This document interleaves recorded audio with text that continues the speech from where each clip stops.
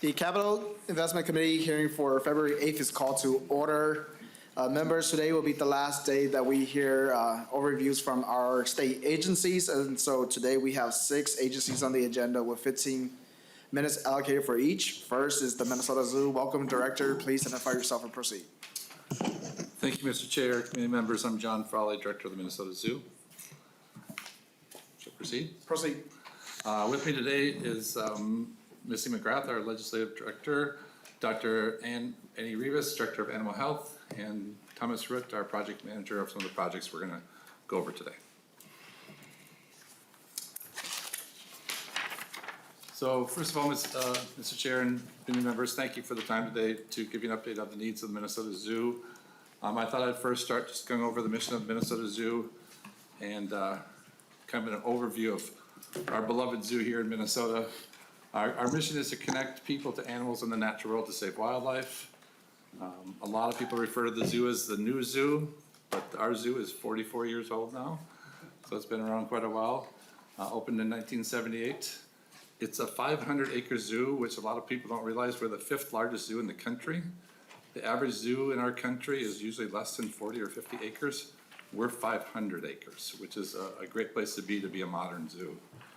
We're home to over 5,000 animals. We serve over 1.3 million guests annually, and over 40,000 household members of the zoo. So the zoo is beloved and has had those types of numbers since we've opened.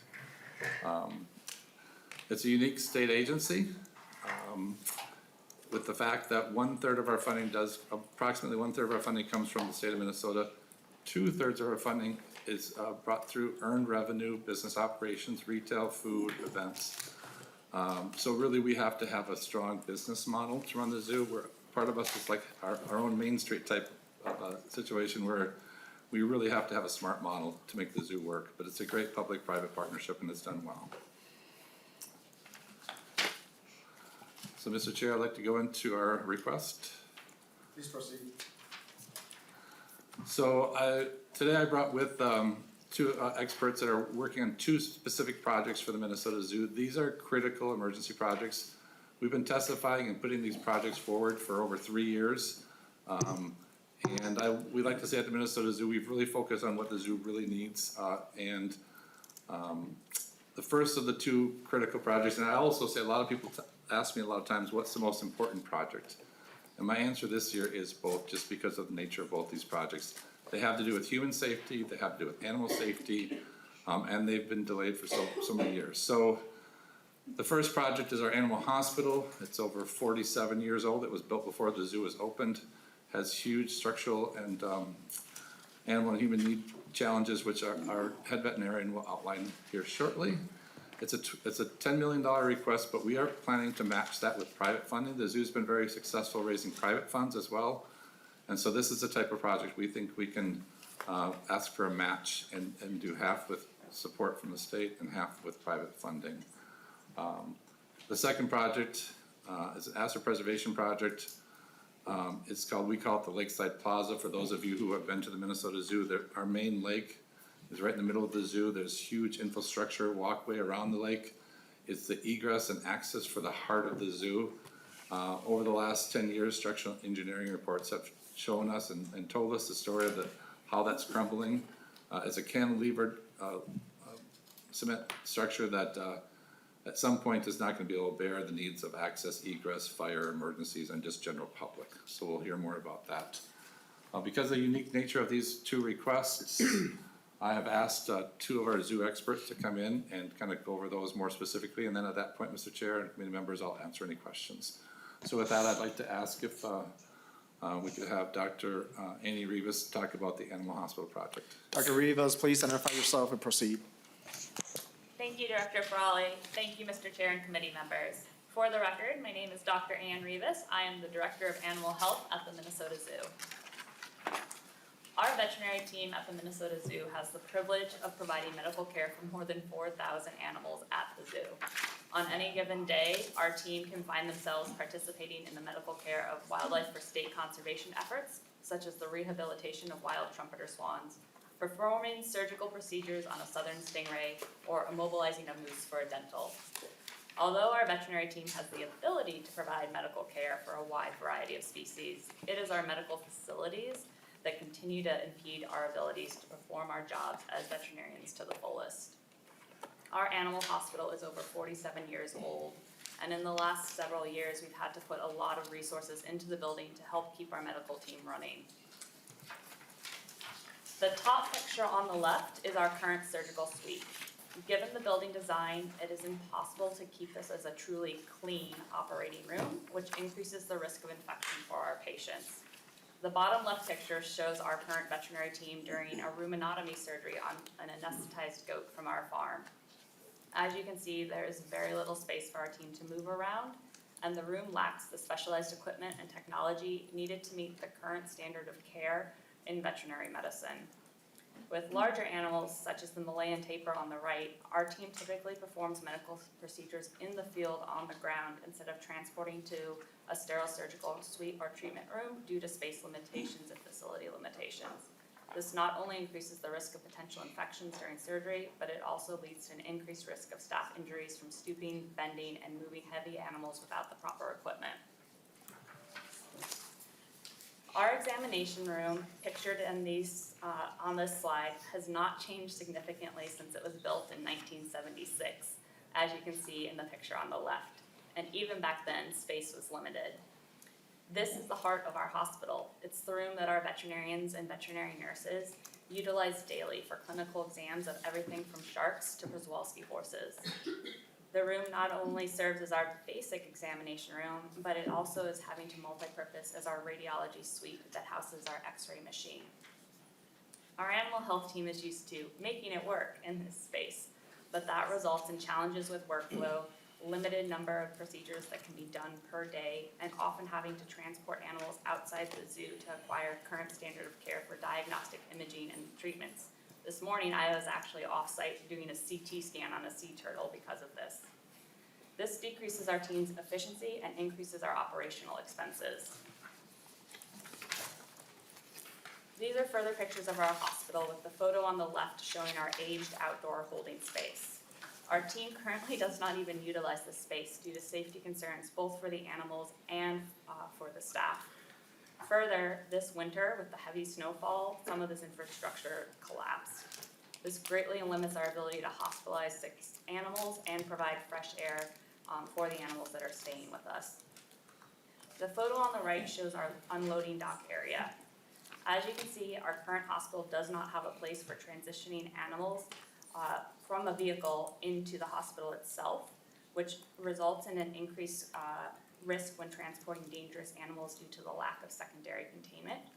It also provides challenges when we're working in adverse weather conditions, such as ice, and lacks the control of lighting during moves after hours.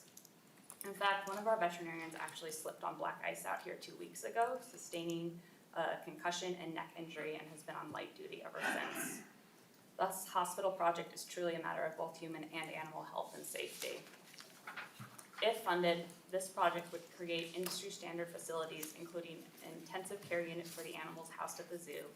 It would provide proper infection quarantine and isolation spaces to better control for infections and biosecurity risks within the zoo animal population. It would better protect human and animal safety. It would allow us to support veterinary education and provide opportunities for collaboration and strategic partnerships. This project is not only critical to improve the medical care that our veterinary team is able to provide every day, but it is also critical in attracting and retaining an excellent and talented veterinary team. Okay, Mr. Chair, if it's okay with you, we'd switch to the second project and have Thomas Ritt with us today. Director Root, please identify yourself and proceed. Tom Rudd, Project Management Director at the Minnesota Zoo. Thanks, Chair. Thank you, committee members, and John. Again, I'm Thomas Rudd, Project Management Director at the Minnesota Zoo. I'm a licensed professional engineer in the state of Minnesota. The bulk of my engineering experience comes from evaluating and designing structures. I'm here to talk about the Lakeside Plaza project, to give you a little history on what this is, and John did a good job of kind of describing it already, but it's a 45-year-old infrastructure that connects the zoo to its main lake and serves as a main accessible public circulation and exiting pathway. It's roughly 500 feet long. It's about 20 to 40 feet wide, and it has a large 300-foot ramp, kind of a switchback concrete ramp that's not pictured in this image here. It serves as the roof to some sensitive mechanical and animal care spaces. The macaque holding or snow monkey holding is directly below this. Significant deterioration began to become a problem in the early 2010s, at which time a series of condition assessments and repairs have been conducted. As you can see in some of these pictures, we needed to do some investigations. Structural investigation determined that water intrusion was the main factor contributing to the varied forms of deterioration that we're seeing here. The zoo performed many minor improvements and kind of retrofits to try to stop some of the deterioration. We also then did a brand new concrete topping and waterproof barrier on the surface 4 years ago, to protect the underlying structure. Despite this, continued deterioration occurred, resulting in a recent load and gathering limit to the area and additional further repairs. Despite these efforts, deterioration continues and threatens the eventual closure of the asset, resulting in significant circulation and exiting ramifications to the public. In the last year, we've experienced multiple trip and fall injuries to the public in this area that could correlate to some of the damage perpetuating through the structure and into the walkway. The left image shows prevalent reinforcement corrosion leaching through the concrete, resulting in very large cracks and concrete loss. The center image shows approximately 4 inches of structural movement, which resulted in differential structural movement between the two panels that should not be there. It results in significant cracks and material loss in the walking surface above. The right image here shows additional large cracks and reinforcement corrosion. Below those large cracks will eventually fall into the water below. Funding for this project will address a number of things. It's going to address safety issues for our staff, volunteers, and guests. It will repair and stabilize part of the infrastructure that can be repaired and replace what can't be repaired. It'll fix the existing ramp and stairs between our upper plaza and this lakeside plaza with a ADA compliant walkway, compliant with modern ADA codes. It'll improve views of the lake and our macaque exhibit.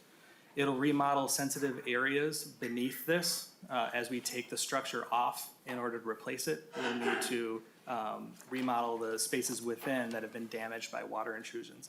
Those include a few mechanical spaces and our snow monkey holding space. So with that, Mr. Chair, I'm happy to turn it back over to John. So, Mr. Chair, committee members, that summarizes our 2 requests for this year. The Animal Hospital Project, a $10 million request. The Lakeside Replacement Project, a $15.12 million request.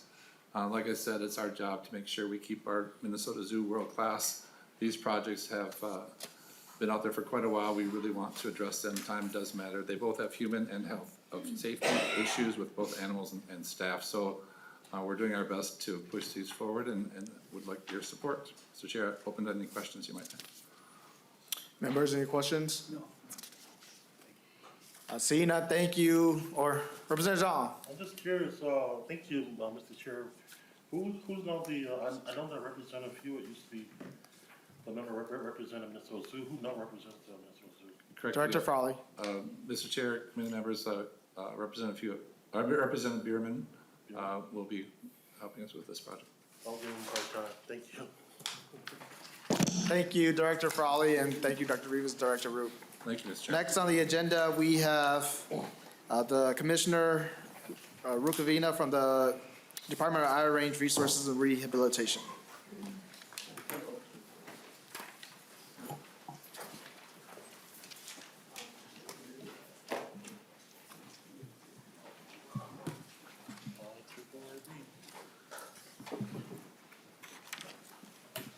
So while they get ready, Representative Ryer, can I have a motion to approve the minutes for February 6th?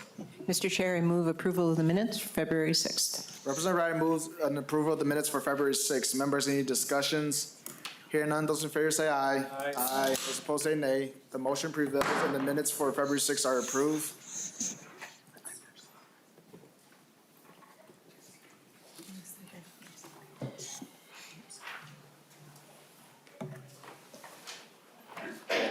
Commissioner, please identify yourself and proceed. Good afternoon, Chairman Lee, members of the House Capital Investment Committee. For the record, my name is Ida Rukavina. I'm the Commissioner of the Department of Iron Range Resources and Rehabilitation. Okay, good.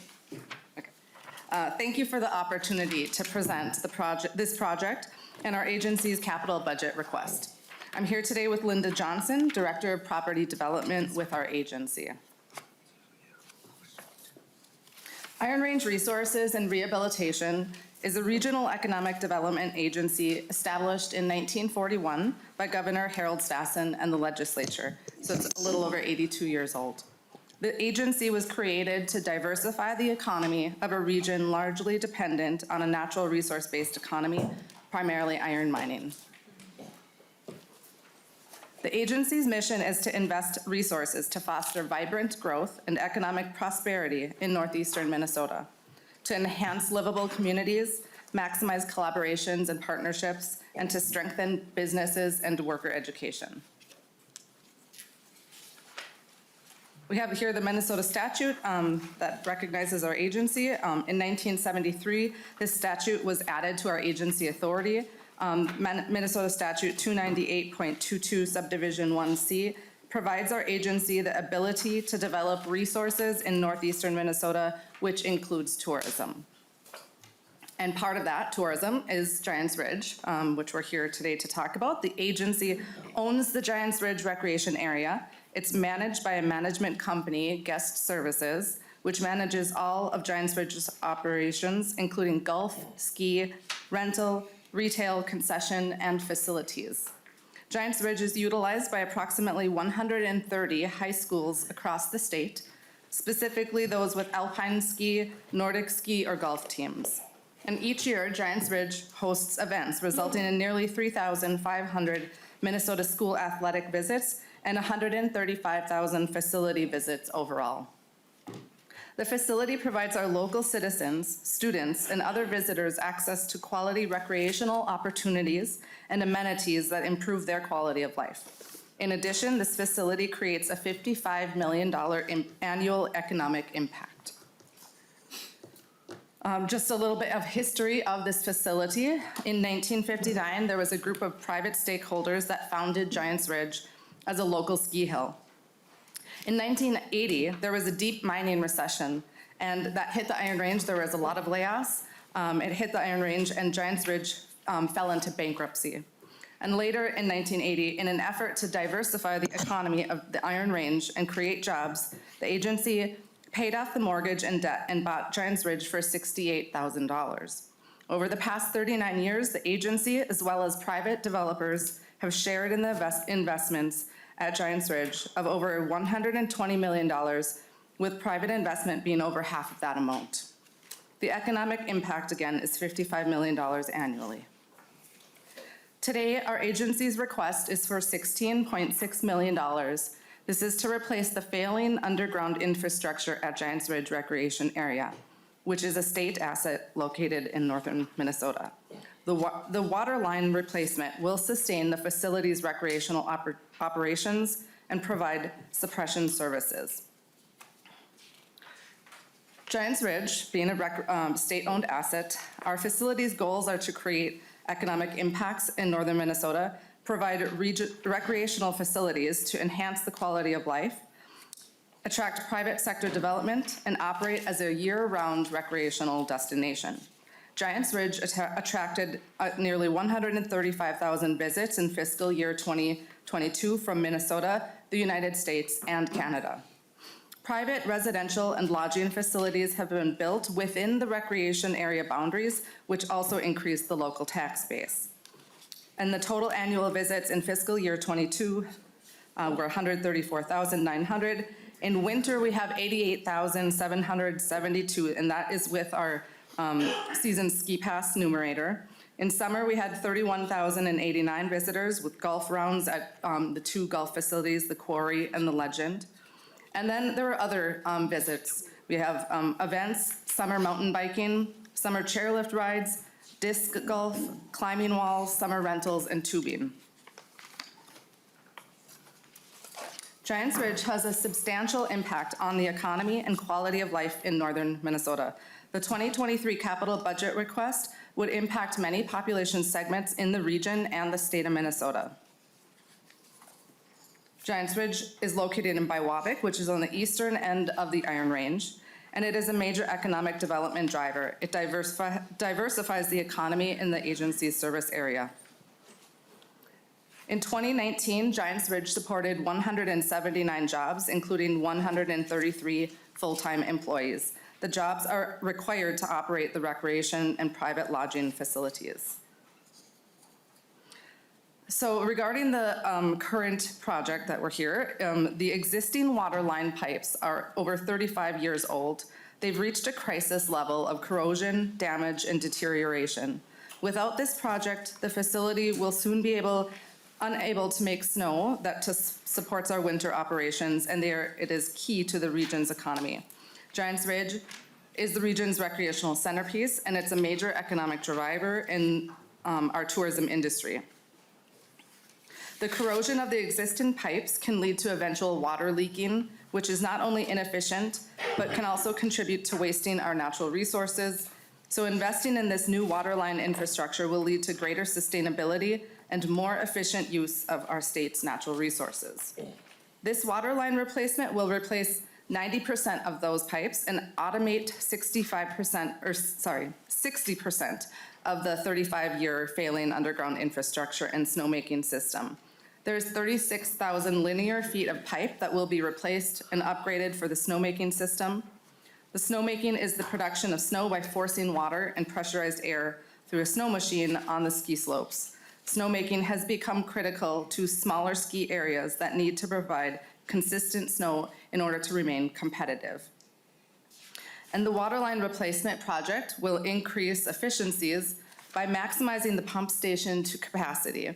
It will reduce water costs by 30%, and it will be 40% more energy efficient than our current system. Cost savings will be attained through reduced repair costs, resulting in decreased downtime caused by equipment failure. And safety for employees will be improved through automation by limiting the hazards associated with manual transport, staging, and connecting of the snow machines. Snowmaking machines have also been used to slow the spread of wildfires. In September of 2021, firefighters struggled to contain a 204,000-acre wildfire and prevent hundreds of homes and two of California's most famous ski resorts, Heavenly and Kirkwood, from being destroyed. Workers at both ski resorts ran dozens of snowmaking machines around the clock to soak building and surrounding areas in an attempt to stop the advancing fire. As our nation experiences more wildland fires, the ski industry is increasingly using snowmaking machines to try and minimize the risk and damage from major fires. Should the emergency ever arise near the East Iron Range, Giants Ridge could potentially be in a position to offer that same assistance through the snowmaking system. Our agency has initiated several bonding requests over the past few years. It is critical that the infrastructure needs at Giants Ridge be addressed through this year's capital budget request. It is now the time to act and help support this continued diversification of northeastern Minnesota's economy. Thank you, Chairman Lee, and members of the House Capital Investment Committee for the opportunity to present this project and our agency's capital budget request. Again, as always, I would like to welcome all of you to come and visit the Iron Range, come and see this facility or any others that we have. Thank you again for the time and opportunity, and we will welcome any questions that you may have. Members, any questions? Commissioner, Representative Scraba. Sorry, Mr. Chairman, Commissioner, have there been many private sector development over the years at Giants Ridge? Commissioner.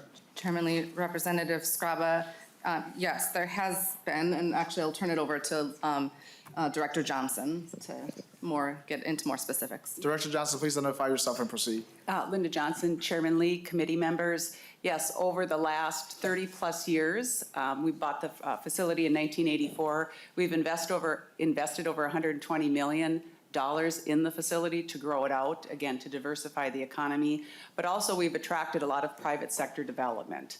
A couple being the Lodge at Giants Ridge, the villas at Giants Ridge. These are primarily private sector developments, as well as a single-family housing development adjacent across the lake, which is a 250 single-family housing development, which has continued on and is slowly developing, opened up in about 2007-8, and then the real estate market went into a downslide. So now it's just elevating back up, and the continued build-out of the single-family homes adds to the tax base for the city of Biwabic and the town of White. So again, our investment attracts additional private sector development, and it really helps that economic wheel on the Iron Range, particularly the east end of the Iron Range, continue to grow that economic impact.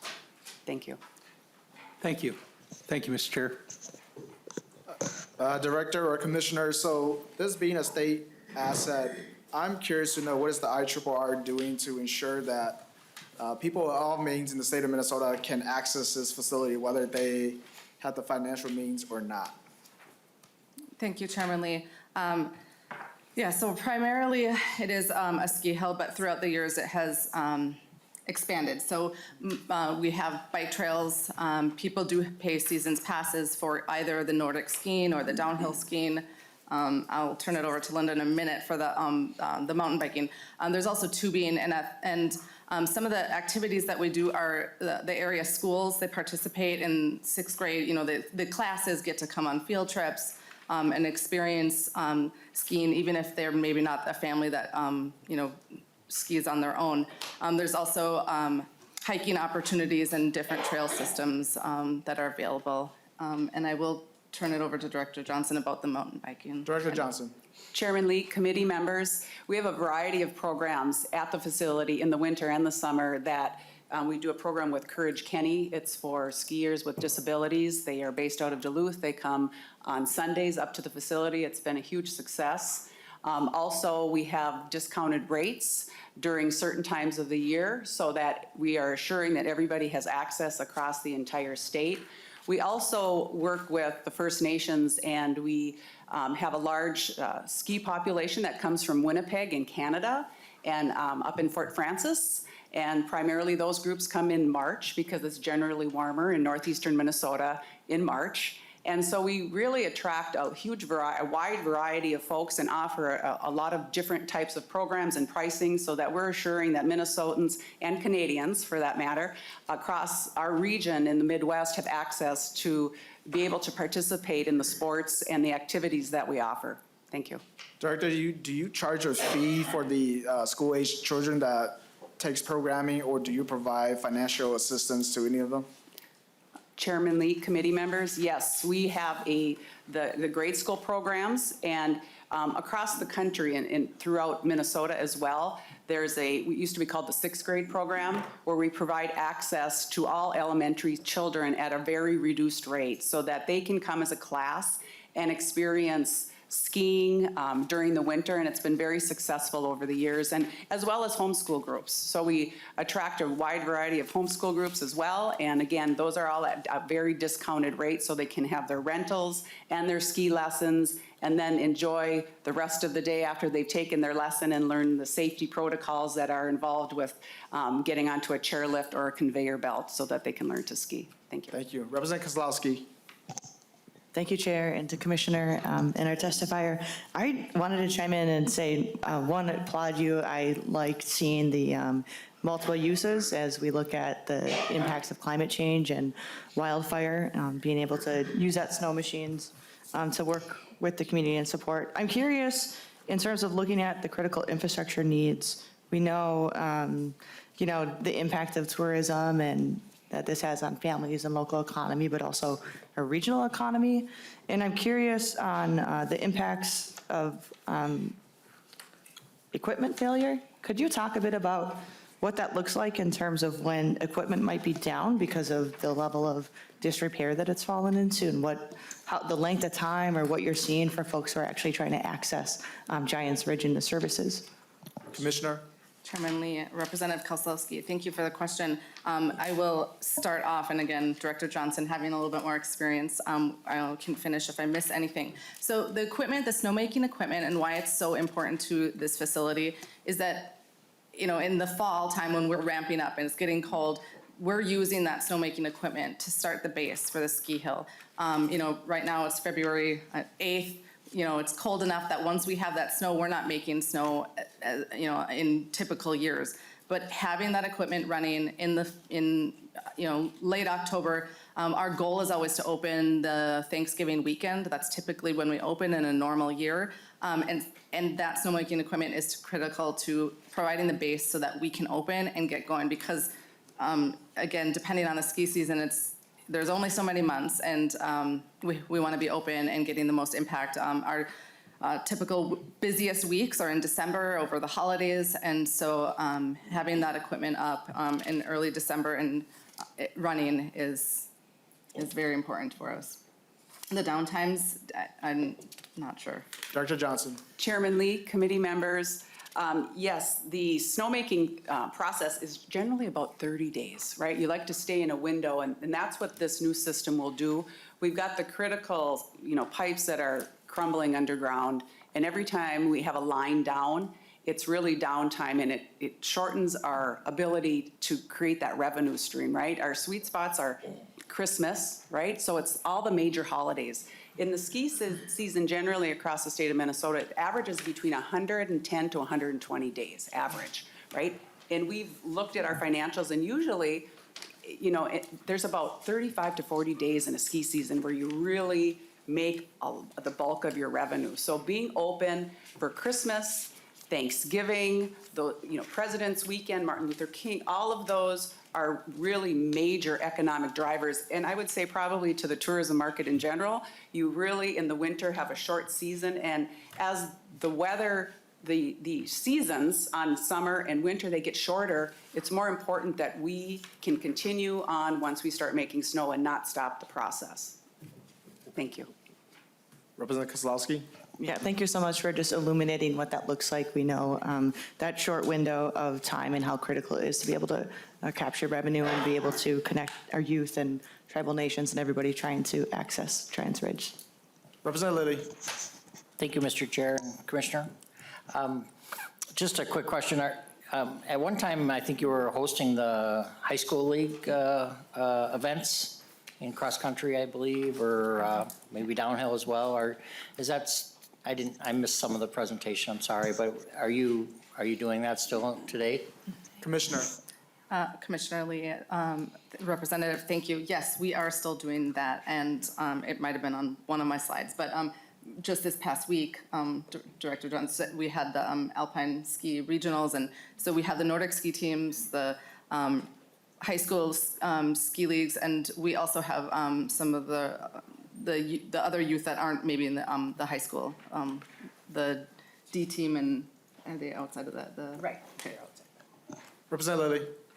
Thank you, Mr. Chair. Do you host any of the high school mountain biking events as well, or not so much? Director Johnson? Chairman Lee, committee members, we are working to get on that list. So one of our projects, and not to pivot, the Redhead Mountain Biking Park that we've invested in Chisholm has attracted the Minnesota State High School Mountain Biking League, which is new to the state of Minnesota. And Giants Ridge is working towards that. Again, huge economic impact for the Alpine and the cross-country state meets that we have because it, again, brings people to our region. Thank you. Thank you, Mr. Chair. Representative Franson? Thank you, Mr. Chair, and my son is a mountain biker, so I appreciate that question there. He's raced at Spirit Mountain before, and they call it Puker Hill. So I'm trying to rack my brains here. When was the last time, I feel like there was something in the more recent years that we had bought some snow equipment, or the state had purchased some snow equipment. Do you recall when the last time that was? And then my next question, I'll just follow up right away. How long is the snow equipment designed to last? I have a ski hill in my district, Andes Hills, Tower Hills, so we don't get bonding dollars for our ski hill. So I'm just kind of curious. Chairman. Commissioner. Representative Franson, this is the only request that we have gone for bonding. We have not, I don't know the specifics again. I am being a new commissioner, but my understanding is we have not had bonding requests for snowmaking equipment. Director Johnson? Representative Franson, I think you may be mentioning in appropriations we have in the 2020 bonding bill for Ramsey County for Andy Lee, we'll be looking for that name. And it was not for equipment, and Representative Lilly was the chief author of the bill. So Representative Lilly, if you want to briefly talk about that. Thank you, Mr. Chair, and it's in Representative Zhang's district, and it's an amazing asset in East Metro. We didn't have any skiing opportunities in the East. All the kids from the East Metro had to go to the West, and but there's, it's also sledding and snowshoeing and everything. But it did not go to snowmaking. It's more, in this case, it was facilities. So the other funds covered snowmaking part of it, but Legacy had a little bit of in the skin, and then this committee had some money invested into the facility. Representative Franson, last follow-up on this topic. I'm trying to get Representative Zhang to come and go sliding with me. Representative Franson. Nobody wants to see me sliding. I just feel like that we had some sort of a floor fight about Giants Ridge in the last 10 years. So we did? Okay. Representative Hansen knows, okay. So maybe you and Representative Hansen could touch base offline on this. Thank you. Commissioner. Chairman Lee, I did, the second part of your question of like how long, I didn't know if it was equipment would last, but these pipes are the original ones from like 1980, early 80s. So we are hoping with this replacement that they will be another, long-term investment.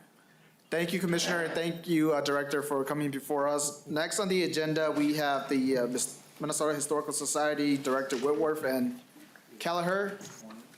Welcome to the committee. Please identify yourself and proceed.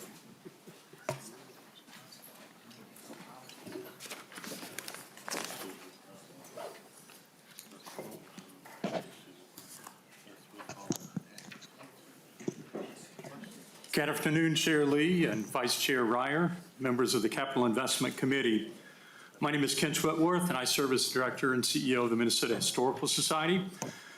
With me today is my colleague David Kelleher, our Director of Public Policy and Government Relations. Today, we'd like to provide a brief background and context of who we are, what we do, and where we're going. We'll also review our capital budget priorities, and as time allows, we'll provide some brief updates on exciting projects that have been previously funded. Mr. Chair, when working with this committee, we often focus on bricks and mortar, the nitty-gritty of asset preservation projects. And we think it's equally important to talk about what takes place inside these buildings and on these sites that the Minnesota Historical Society manages on behalf of the state of Minnesota. I think most of us know that there is no substitute for going to the place and standing on the spot, a spot of historical significance. The Minnesota Historical Society is a statewide organization. We serve Minnesotans across the state, representing all walks of life. Our mission statement explains not only our approach to our work, but I think also articulates why history matters. I believe it's on your screen, so I won't read it, but I will just lean into this being an aspirational mission statement that was adopted about 18 months ago. But as an organization, we are fully committed to making this a reality. As we emerge from the pandemic, the resulting changes and certainly lessons learned, we are guided by a new strategic plan and 4 strategic imperatives that you see on the slide. I will just touch on the 4 of them very briefly. Transforming access really refers not only to continuing to engage existing audiences in more meaningful ways, but perhaps even more important is attracting new audiences and removing barriers so that all Minnesotans can access MNHS content and programming. And that includes a variety of audiences, certainly K-12, Mr. Chair, as we have discussed, K-12 students across the state and even in our own backyard. The second imperative is re-envisioning space. We define that as pushing history to all corners of the state. And a key to that is building collaborative relationships within communities and sharing knowledge back and forth and building a network of advocacy to advance heritage preservation across Minnesota. The third imperative is one that's particularly near and dear to my heart. It's expanding expertise and authority. At the heart of that, in my view, is encouraging a better understanding of how history is created, frankly, what history is, what history isn't. And another important part of that is to provide space, both online and in person, for critical reflection individually and at the community level on the ways history informs contemporary issues. And then fourth, the last strategic imperative in our current plan is creating a sustainable future. At its core, this imperative is all about alignment. Alignment of our programmatic resources, our human resources, and our financial resources. With that, I will hand off to my colleague, David Kelleher, to take a quick look at our 2023 capital requests. Director Kelleher, please identify yourself and proceed. Thank you, Mr. Chair. I'm David Kelleher with the Minnesota Historical Society, and thank you for having us in today. This year, we are bringing forward 3 capital budget requests that you can see here on the slide. We will take a moment to discuss each one. Historic Sites Asset Preservation, History Center Enhancement Pre-Design, and the County and Local Historic Preservation Grant Program. The network of historic sites around the state are a statutory responsibility of the Minnesota Historical Society. They are in Chapter 138, and taking care of these buildings is a state responsibility. Therefore, we are responsible for 150 structures in 26 sites across the state, and nearly half of those structures are over 100 years old, providing us some challenges with maintaining those historic buildings and maintaining historic standards that are the National Park Service, Department of the Interior standards, as well as state standards for preserving historic structures. On the other hand, we have modern visitor centers that are not historic buildings, but are coming to their life cycle, visitor centers that were built in the last 30, 40 years, where some of the elements of those structures, the heating and cooling systems, the roofs, are needing to be replaced, or in some cases, the buildings themselves need to be replaced. This diagram gives you a sense of how we see our inventory of buildings and how we calculate the replacement cost. Think of this image as a bucket of water, and the wear and tear on buildings is 3 to 4% each year. And if we don't replace that water into the bucket through asset preservation and normal maintenance, the bucket runs out. The facilities are in poor condition. We come to this analysis through the archivist system and the facility condition audit, the FCAs that you hear other agencies talking about. So we get to that 3 to 4% wear and tear based on the replacement value of those facilities. And if you look at that 4% as compared to our request and what has been provided, we are falling behind. So on this image, the 4% amounts to approximately 14 million each year. And the bars on the left of this graph show the 2020 appropriation of about 2.3 million and the 20-year average for asset preservation. And those are biennial totals, as you do bonding bills every other year, 20-year average of just under 4 million. So this demonstrates how we're falling behind. These bars on this graph show, again, the 2020 appropriation, and then our request for 6 years out from here. Mr. Chair, this is a list of the individual projects within our asset preservation request.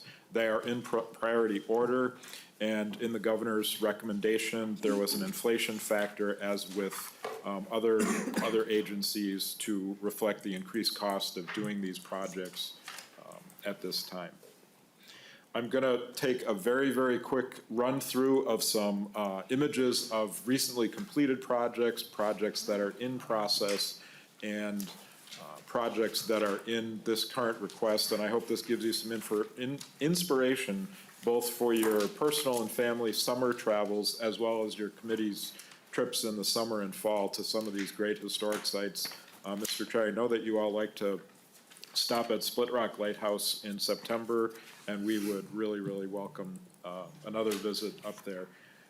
These are statewide projects at historic sites across the state, a number of them at Mill City Museum in Minneapolis, Forest History Center in Grand Rapids, Split Rock Lighthouse on the North Shore, Folsom House, Ramsey House, and many, many more. Even though we've recently completed a visitor center at historic Fort Snelling, there's still a great deal of work to be done at Fort Snelling for the historic structures inside the fort, or the diamond, as we call it.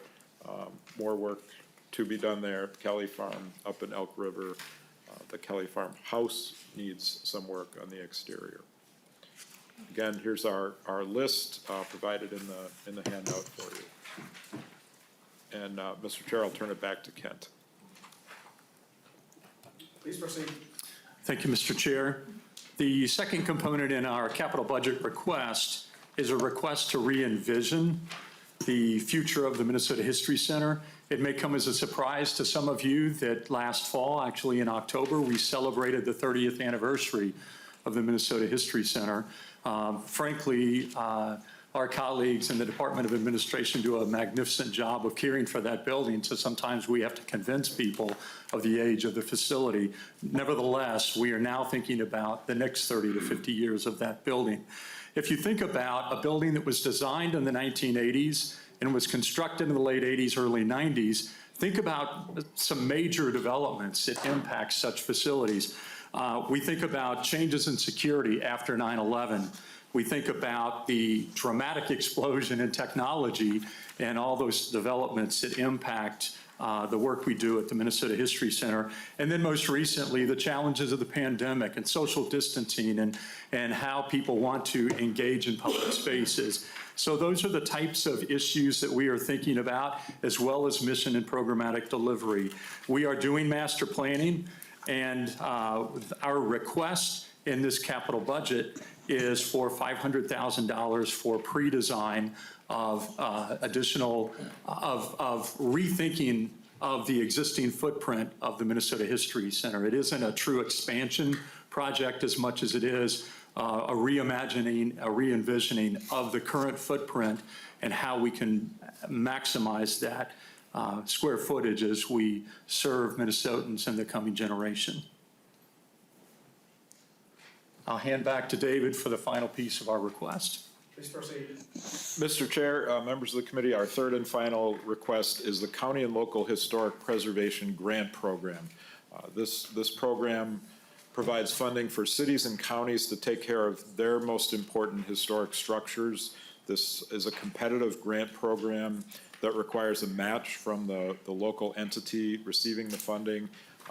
This program has been in existence since the 1990s, funded most bonding years, but not all, and has helped cities and counties take care of their most important historic structures, libraries, city halls, county courthouses, and other historic facilities in their communities. The governor's recommendation on that was $900,000 for that grant program. Mr. Chair, that concludes our presentation. We'd be happy to address questions. Members, any questions?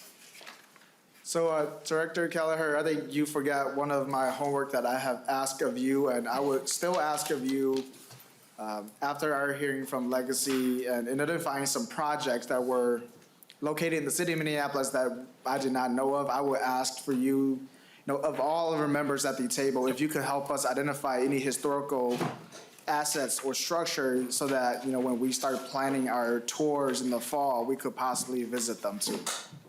Mr. Chair, I've started on the homework assignment. I've got a really good list started.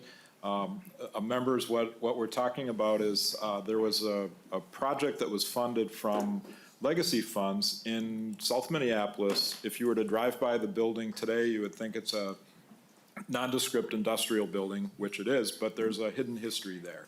And that building was a fire station, Station 24, that was a segregated fire station. And African-American firefighters worked there for a number of years and served that community.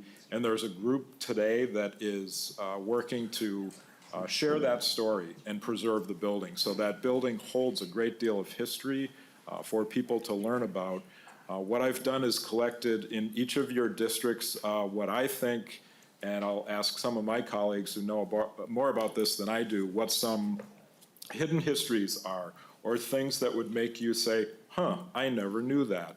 And I've got a list started, and as we come around to visit with you one-on-one, I'll see what you think the, I never knew about that in your district or your region might be.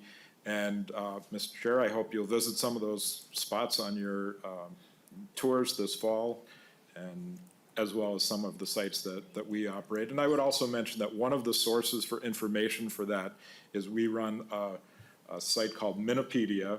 It's not as expansive as Wikipedia, but it is very thoroughly researched, documented and vetted on hundreds and hundreds of topics of Minnesota history. So that is a go-to source for a lot of information about hidden history or everyday history that you might want to learn about. So, Mr. Chair, I've got the homework assignment. I didn't turn it in yet. I don't want to get it incomplete, but it's on its way. Thank you, Director, and thank you, Director Woodward, for your presentation today, too. Really appreciate it. Thank you. Next on the agenda, we have the Department of Natural Resources. We have Commissioner Stroman. Welcome. Commissioner, please identify yourself and proceed.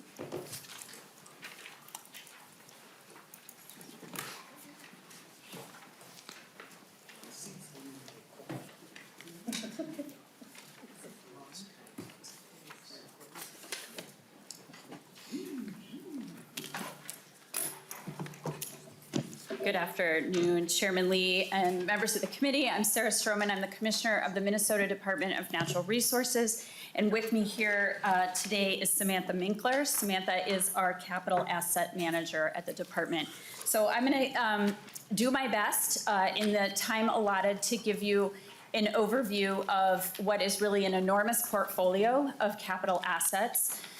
To talk about what those assets mean to Minnesotans across the state, including in each of your districts, and then present our 2023 bonding request. And Ms. Minkler is here to help answer any questions or provide any additional details. So before we get into the request, I do just want to provide a little bit of context to the department's capital asset portfolio. And I think this is really important because in contrast to a lot of the project-based requests you're hearing from other agencies, you're going to hear something that is a little bit more programmatically focused from us. And that is because our capital asset portfolio is really unique from other state agencies, other state entities. First of all, it is incredibly diverse. And so you all probably are aware of those kinds of assets that are really visible to you and to the public, things like our campgrounds at state parks, our boat ramps at popular lakes, but we also own and manage a lot of less obvious types of infrastructure, such as monitoring wells that help us collect and provide critical groundwater data to make water use decisions across our state. We manage water control structures, and you can think of some of the obvious larger dam structures, but some of these are also small, on smaller, shallow lakes that help us manage those lakes for waterfowl and other wildlife. And each one of these assets is more than just its physical structure. It really is something that means an experience or a quality of life to Minnesotans. So think about the state park campground or the cabin, not just as a building, but that place where Minnesotans and visitors spend their precious family vacation. You could think about a fishing pier, again, not as just a group of boards and metal constructed together, but it's a place where a child, a Minnesotan, catches their first fish. And our fish hatcheries are the places where those fish are raised so that those children can catch those fish. Even our DNR offices, of course, they are important places where our employees work, but they're also the places where the public can come to buy a fishing license, to apply for a permit, get their information on natural resources in their community. And so these assets, each and every one of them in their diversity, has a particular meaning to Minnesotans. Our asset portfolio is also very expansive in its geographic distribution. We have assets in all 87 counties in Minnesota. That includes 5.6 million acres of land, nearly 3,000 buildings. Within those buildings, there are 234 work sites where our employees report to work. And if you took each one of those buildings and broke them down into their individual components, the electrical system, the HVAC system, the roofs, the windows, we have about 30,000 building components to manage across the state of Minnesota. The value of all of these assets in replacement value is $3.5 billion.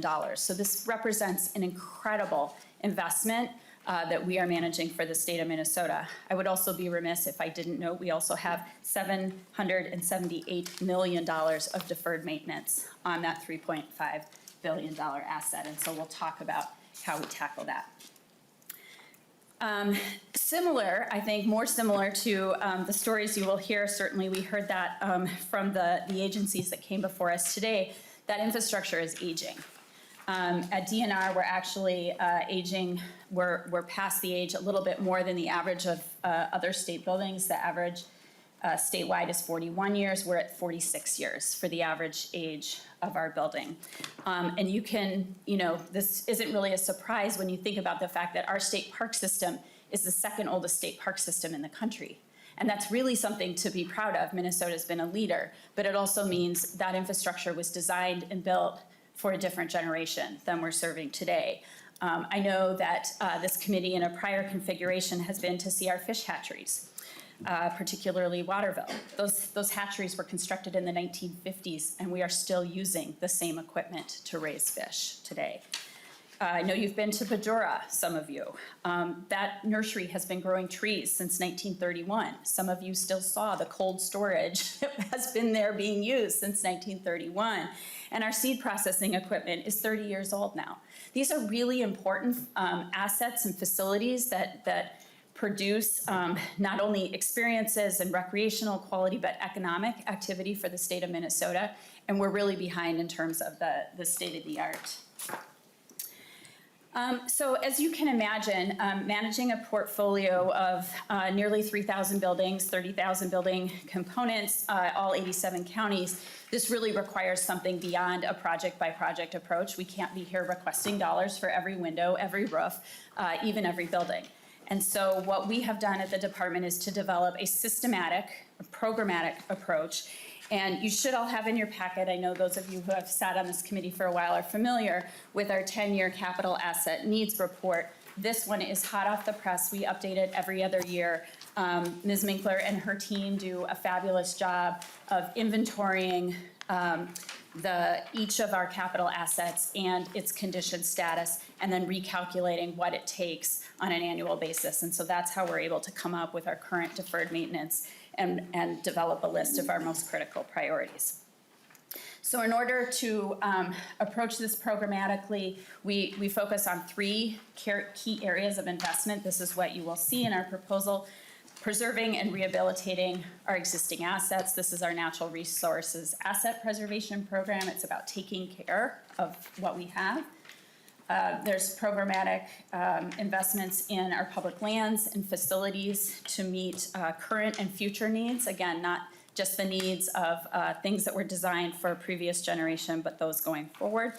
And then a programmatic focus around community grants to enhance community well-being across Minnesota.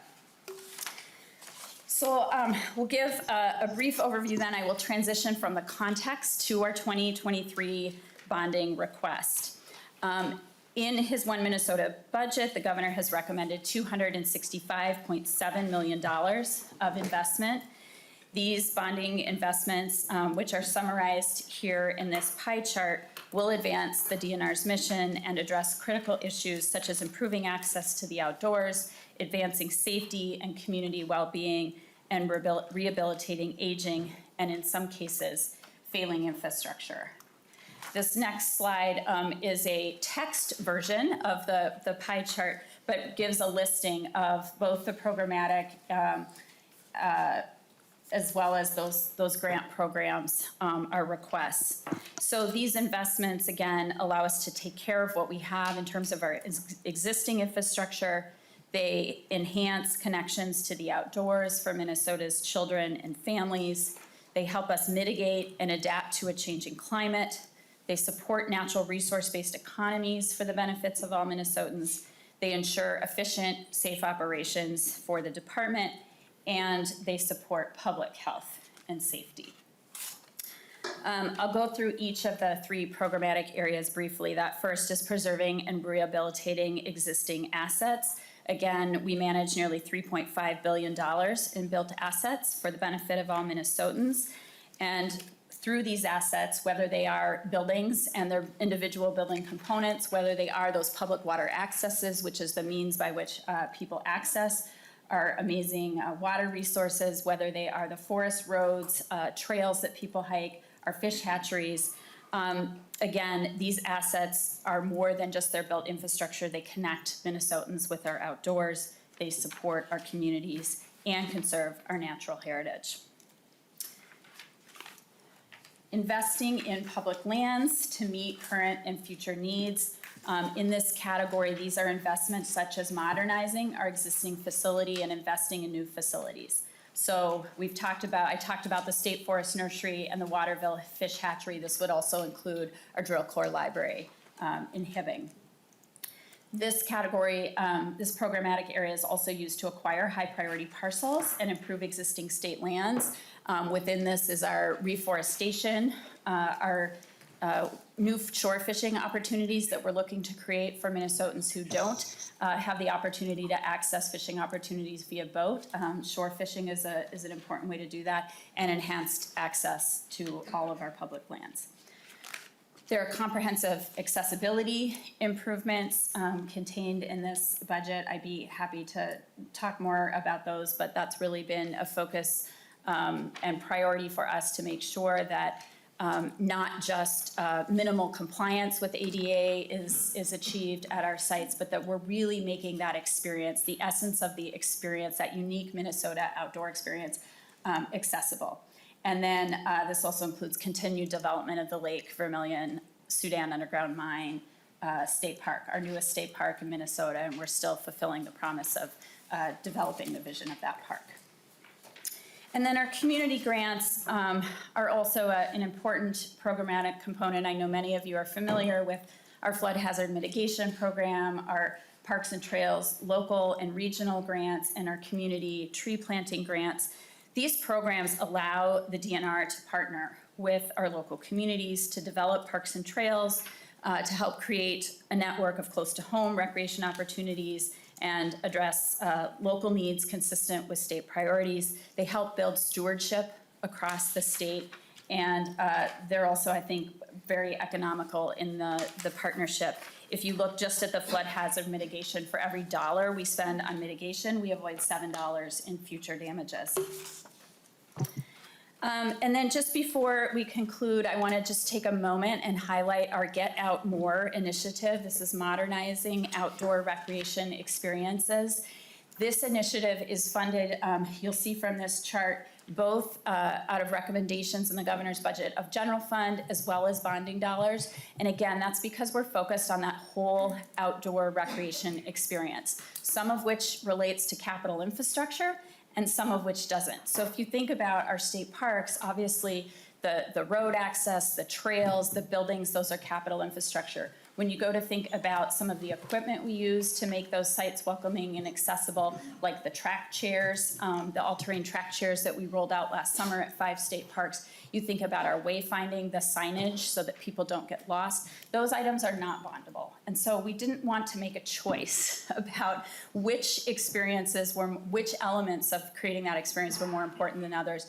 And so this is really a comprehensive look to make sure that we're enhancing access and welcoming new users to all of our public lands, to modernize our camping and camping-related infrastructure, to modernize our boating access and infrastructure, to enhance our fisheries and fishing infrastructure, and then to restore streams and modernize our water-related infrastructure. And so again, this is more than just repairing what was envisioned a generation ago. This is really about modernizing the system and positioning it to serve Minnesotans today and for the future.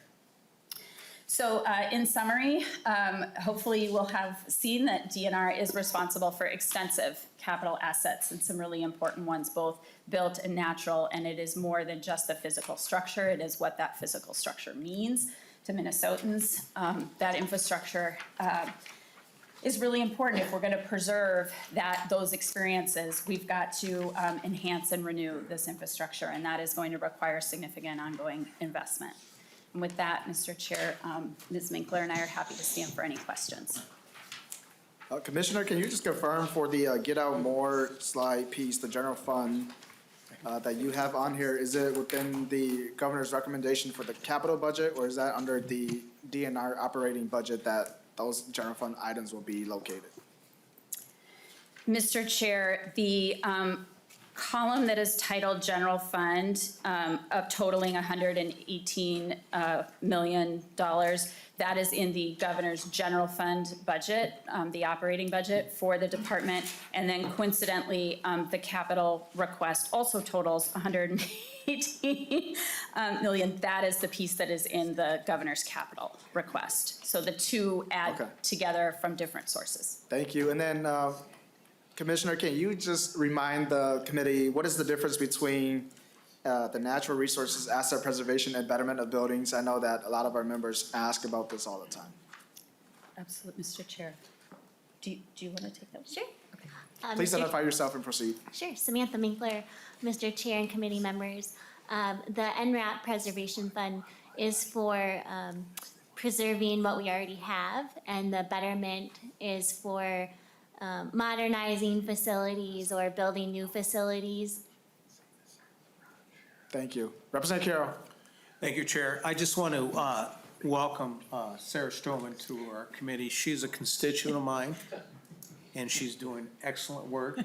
And also, being the first-time member, I didn't appreciate what an expansive portfolio you have. I mean, you're going to give DHS a run for its money. Thank you for being here. Thank you. Representative Scraba. Thank you, Mr. Chair. I think you were a constituent of hers at one time, no? Ramsey? No, okay. Nope. I moved. Big district, okay. Thank you. Mr. Chair, Commissioner, first I want to thank you. This is a big budget. This is big everywhere. But representing northern Minnesota, we're on here a fair amount, and it proves that the rest of the state uses us. I mean, they come up and use us a lot, and there's a lot of asset preservation here, and there's also trail money somewhere in our budget, somewhere here. So I just want to bring it out and let everyone know, I mean, this is something that the people in northern Minnesota, we absolutely request, but I'm getting a mind block here. We really appreciate the governor and you showing that we need these projects to keep going. Because the experience that people have when they leave, wherever they come from, when they come to our area, whether it's in International Falls or Grand Marais or Split Rock, wherever it is, Minnesota always leads, and we are number 2, so we appreciate that. Thank you. Representative Lilly. Thank you, Mr. Chair, and Commissioner, thanks for coming today. Just today we had a presentation on Parks and Trails and the Legacy Committee, and you were well represented there. I guess generally I have a request for you, since we have 3 chairs that are pertinent to your area of work, and if you were to sit down with Chair Lee and Chair Hansen and myself and others and just kind of strategize, because there's just so much overlap, and I'm really not sure who is funding what and what's going to which. You get funds, I know, through LCCMR, which is in Hanson's, and the Environment Bill through Hanson's, and then now through this committee, and then through Lessard Sam's, and then through the Parks and Trails in my, so anyways, there's a bit of a confusion, you know, and then it just, I kind of would prefer if we were to fund some of these things that I think you are funding through Legacy. I think makes sense to fund through this bill, you know, buildings and roofs, and that we are able to do more programming and Legacy and that sort of thing, and getting people out on the trails like the ICANN program and et cetera, et cetera. So that's a request that you meet with us soon. Commissioner Stroman. Mr. Chair and Chair Lilly, we would be happy to do that. You know, the realities for us is, and I think this is relatively new, and this is what we've tried to explain with our Get Out More, we really focused on what is the final vision we have for our capital assets, as well as if, you know, we could do the same for our parks, the rest of our public lands. And then we went through and fit the funding source. What is appropriate for capital funding? What is appropriate for general fund? What is appropriate for Legacy? And so we sort of have that back of the house, you know, matched to funding. And what we put forward is the vision. So I think that's a really good idea, to sit down with the three chairs and make sure that you understand how we get to that complete vision with each of those various funding sources. Thank you, Commissioner Stroman. Thank you for coming before the committee. Next on the agenda, we'll move to the Department of Military Affairs, Major General Mankey and Director Don Kurt.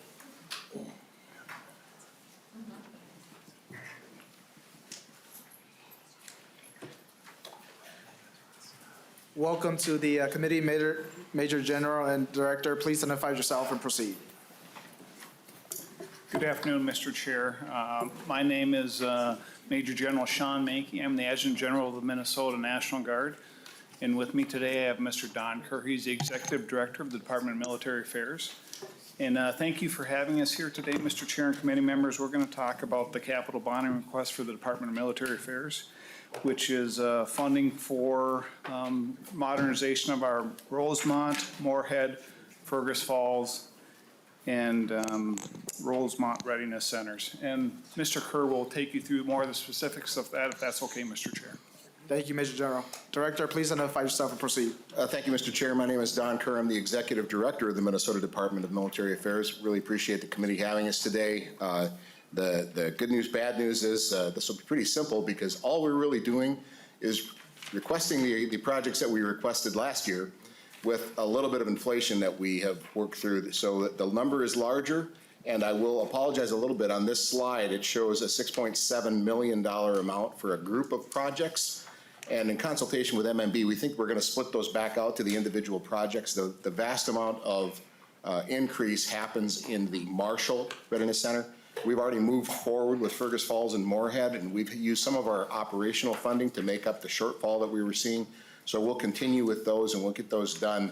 But we do need a plus up for the Marshall Readiness Center. And of course, the bottom line for Rosemont has grown substantially as we've gotten into the design phase of that and identified some things. So that's the bottom line numbers. I'm going to go ahead to the talk briefly about what we generally come to the bonding committee for. Normally, our agency does routine maintenance on our facilities based on the money that we get in our operational budget, which is about $9 million a year from the state, that's matched with federal funding that comes in various fashions from the federal government. And so we do have some asset preservation, if you will, that we do internally. But because we have about 60 armories in our fleet that need to be maintained, we've identified that, you know, realistically, we have to get into every one of them about every 20 years and put on a roof and windows and electrical upgrades and that type of thing. And so with 60 in the fleet, that means we need to be doing about 3 a year. And that's kind of what our proposal is. So we're still a little bit behind in getting to those 3 a year. The number is just a little bit lower than that, though, because we have some facilities that we have identified that we are not going to continue to invest in. So that changes the math a little bit, why we can get off of that cycle and still be okay. But typically when we do a batch project, these are the types of things that we go in and do.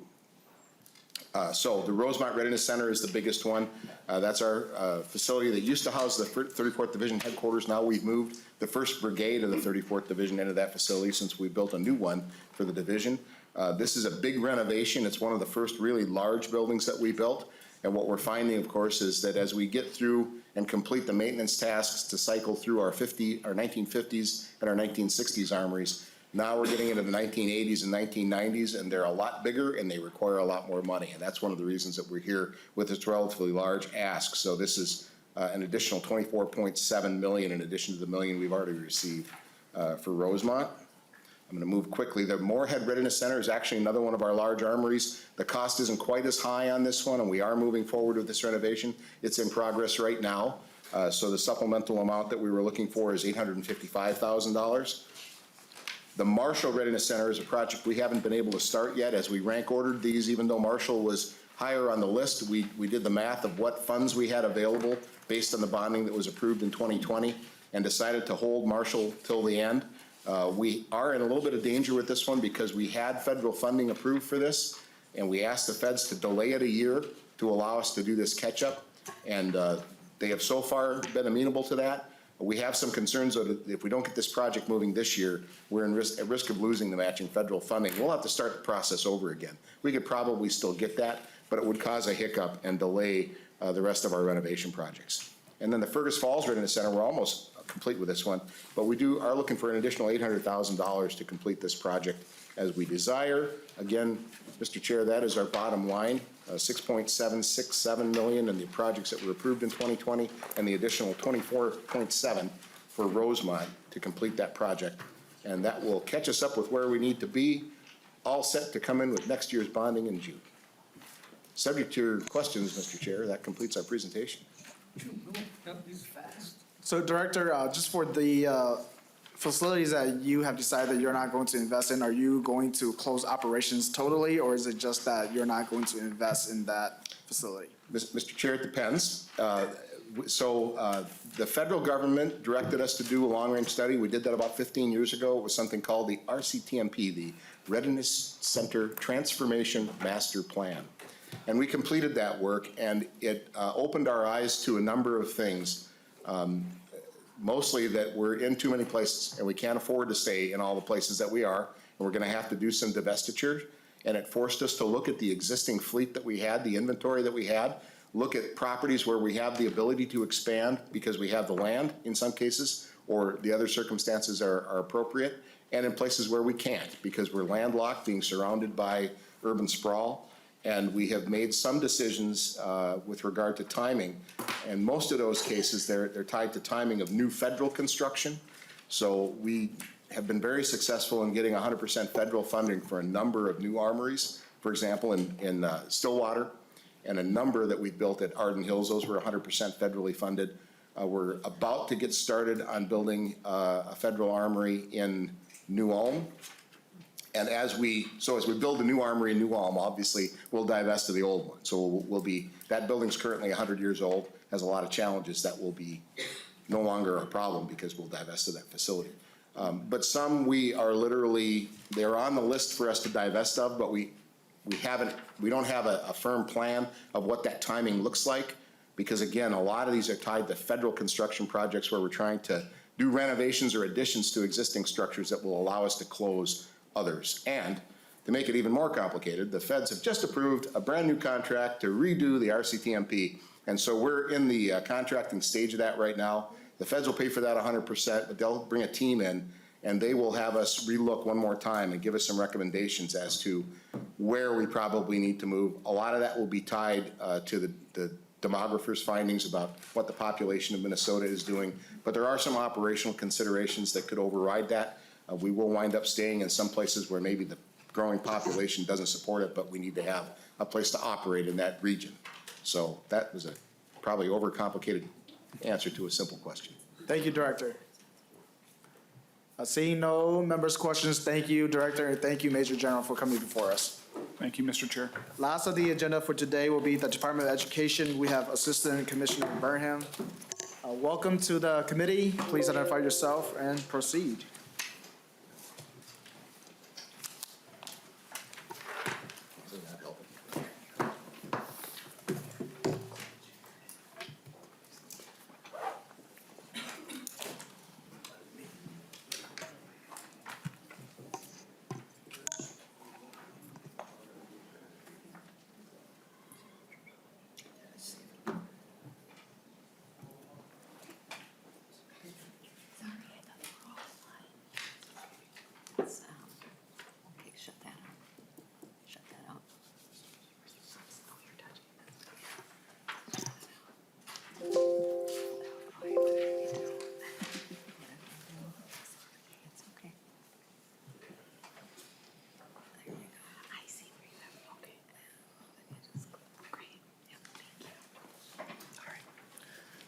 Please Mr. identify Chair. yourself and proceed, Commissioner.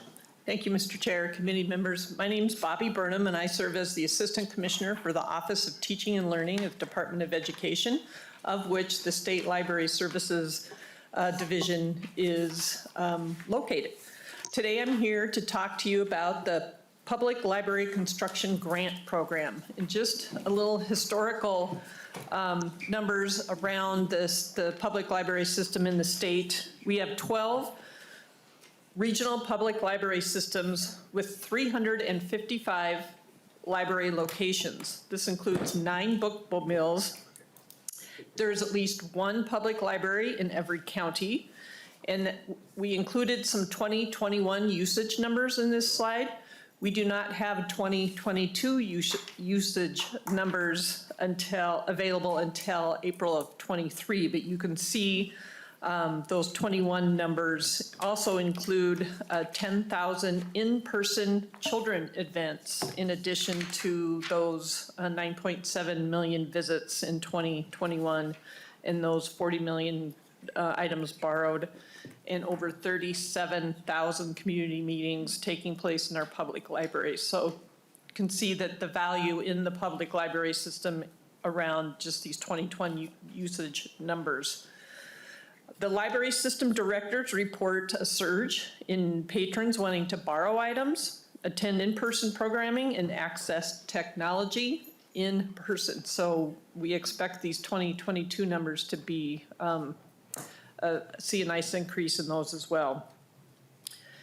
In thinking about this public library construction grant program, what we're hearing is the need for air handling and HVAC systems updates is very high. So the library construction grant program has 2 project types. The eligible applicants are cities, counties, and regional public library systems. The improvement project type includes new construction, renovation of existing library facilities, repair of existing library facilities, which means typically leaky roofs, weathered brickwork, etc. The accessibility projects include mediation of physical barriers preventing access for all, which includes automatic doors, ADA compliant restrooms, and upgrading the lighting system. Pictured here is the Kimball Public Library, which was awarded $440,000 back in 2019 for construction of a new facility, which increased from 1,010 square feet to 4,200 square feet. The grant program requires a minimum match, local match of 50% of project costs, and it goes through the competitive peer review process. Program data for the public library system, for this grant program, the appropriations range from $1 million to $2.95 million. There have been 170 awards in its lifespan. The average award is just over $107,000. The largest was $1 million in 2018 to Fergus Falls, and the smallest was $614 in 1996 to White Bear Lake. The average local match is just over $6 per every dollar of the state. The last appropriation was 2.95 in October of 2020. Libraries in 70 of the 87 counties have applied for and received grants. 40 projects total in the 7-county metro and 130 projects in greater Minnesota. The 2023 recommendation from the governor's office is $1.2 million. Historically, 17.8 in grant funds has drawn nearly $112 million in local support. A prospective city, which means a city employee, a county employee, or a library employee, has emailed or contacted the State Library Services team with questions about whether there'll be grant funds available. So given those contacts, the cities listed under prospective cities are those who have contacted State Library Services about this grant program. The Council of Regional Public Library Systems Administrators collects data for public library capital investment needs each year. So the governor is recommending $1.2 million for library construction competitive grant program.